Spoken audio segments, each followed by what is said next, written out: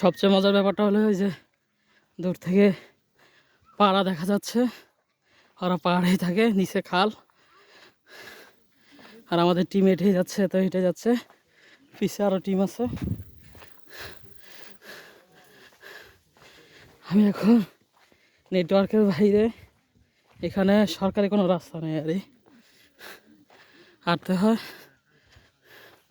দেখছেন এই যে দাদা আছে প্রায় 70 কাছে, এখনও ভারী কাজ করে। ওই যে পাড়াগুলো দেখা যাচ্ছে, ভালো লাগতেছে।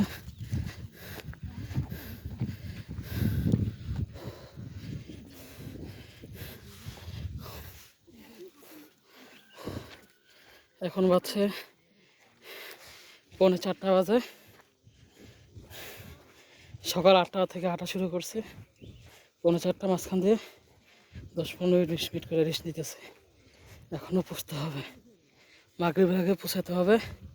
অন্ধকারে হাঁটাটা অনেক কঠিন ব্যাপার, পড়াচ্ছে, উপায় নেই।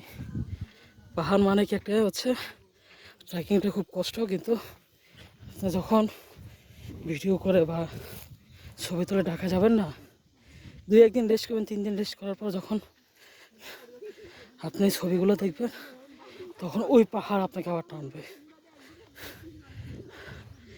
এখন তো বৃষ্টি তো আসে না এখনো, বৃষ্টি আসলে তো এই জায়গায় পানি থাকবে। ওই যা আমি মাথায় গামছা দিয়ে রাখছি, আমাকে দেখা যাচ্ছে কি শুষ্ক।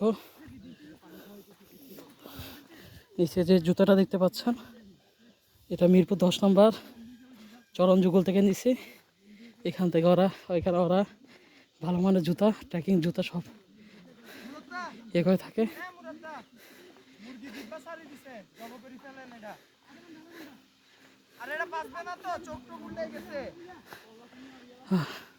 পিছে পথে